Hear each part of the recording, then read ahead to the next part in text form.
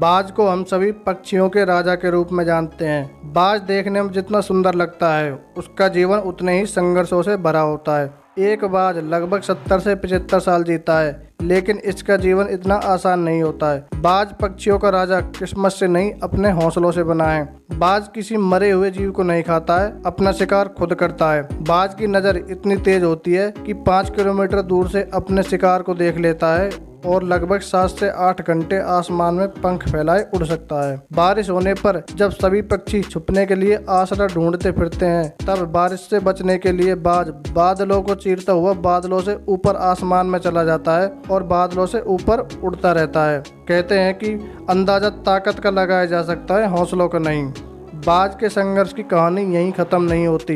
बाज जब 40 साल की उम्र तक पहुंचता है तो इसकी चोंच आगे से मुड़ जाती है, जिससे बाज को शिकार करने में दिक्कत होने लगती है और पंख इतने भारी हो जाते हैं कि शरीर से चिपकने लगते हैं, जिससे इसे उड़ने में तकलीफ होती है। और पैरों के नाखून मुड़ जाते हैं, जिससे शिकार को पकड़ने में दिक्कत होती है। अब बाज के पास 2 रास्ते बचते हैं। पहला रास्ता कि 40 साल की उम्र के बाद बाज मर जाए, अपना देह त्याग दे, और दूसरा रास्ता होता है, लेकिन दूसरा रास्ता बहुत ही कठिन और दुर्लभ होता है। लेकिन बाज हमेशा दूसरा रास्ता चुनता है। 40 साल की उम्र होने के बाद बाज अपने इलाके की सबसे ऊंची चोटी पर चला जाता है और पत्थर पर अपनी चोंच को मार मार कर तोड़ देता है। सोचो कि चोंच को तोड़ने में कितनी तकलीफ होती होगी।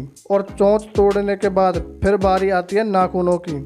नाखूनों को पत्थर पर रगड़ रगड़ कर तोड़ देता है। कितना दर्द होता होगा, लेकिन बाज इस दर्द को सहता है। इसकी तकलीफें यहीं खत्म नहीं होती। फिर नई चोंच आने तक का इंतजार करता है और नई चोंच आने के बाद शरीर से अपने ही पंखों को नोच नोच कर एक एक को उखाड़ देता है, क्योंकि ये पंख अब इतने भारी हो जाते हैं जिससे इसको उड़ने में तकलीफ होती है। ये इसके किसी काम के नहीं रहते। सोचो कि इस पूरी प्रक्रिया में बाज को किस लेवल की तकलीफ होती होगी।